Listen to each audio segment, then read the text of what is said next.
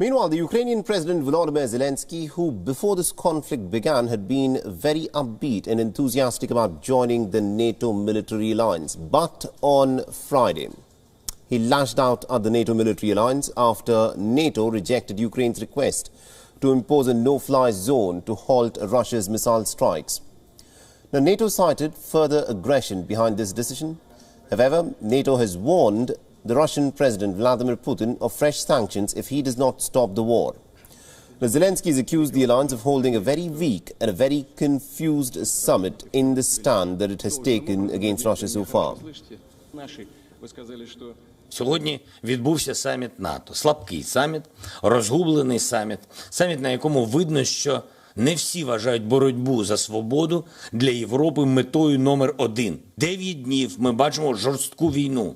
Руйнують наші міста, обстрілюють наших людей, наших дітей, житлові квартали, церкви, школи, знищують все, що забезпечує нормальне життя, людське життя. І хочуть це продовжувати, знаючи, що нові удари і жертви неминучі. НАТО свідомо ухвалили рішення не закривати небо над Україною.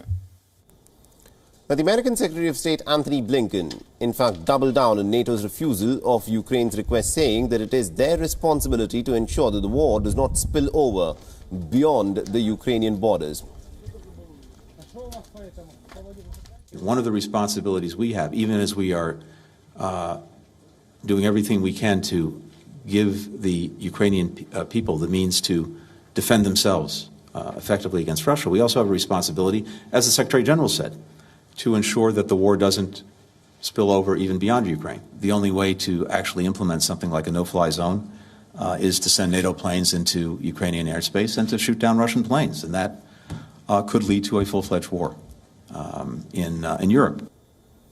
Now, even though Russia's invasion into Ukraine has sparked global condemnation and economic sanctions, the West has made it abundantly clear that declaring a no-fly zone in Ukraine is simply off the table.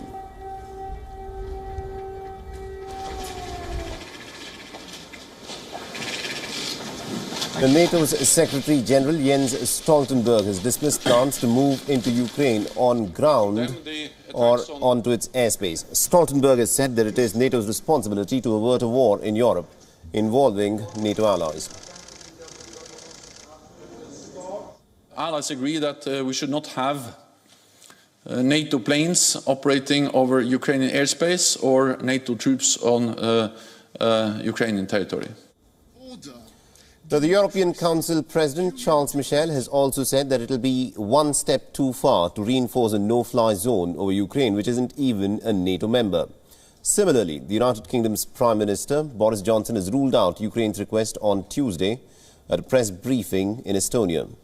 Now, Johnson stressed that NATO is a defensive military organization, and to shoot at Russian planes was definitely not on its agenda.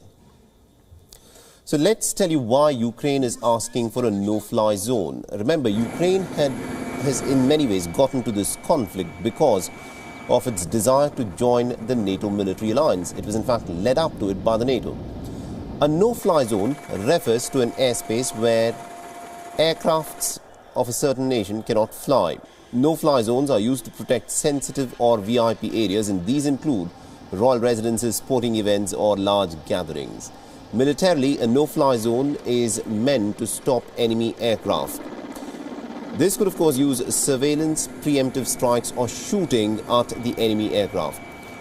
And for NATO, a no-fly zone over Ukraine would effectively mean a direct conflict with Russia in terms of air power. And this is something that the West at this point of time simply cannot afford, because the Russian Air Force is in many ways as good as that the NATO has. For Western countries, any conflict with Russia possibly equals a nuclear war, especially after the Russian president has placed his nuclear forces on high alert. While the West has refused to grant a no-fly zone over Ukraine, interestingly, they've used it before, but they've used it essentially against countries with very little air force to speak of, countries which were not technologically as advanced as the United States and its Western allies.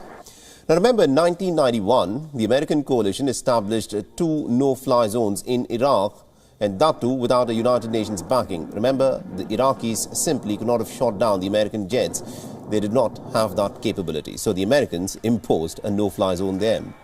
In 1992, again a similar sort of a scenario, but this time around in the Balkans conflict, the United Nations banned unauthorized military flights over the Bosnian airspace. And then in 2011, the United Nations Security Council approved a no-fly zone over Libya, another country that did not have the technological edge that the Russians have.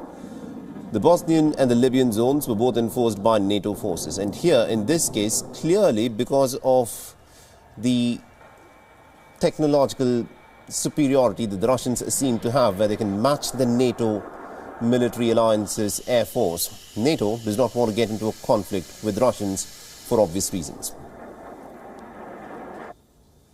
WION is now available in your country. Download the app now and get all the news on the move.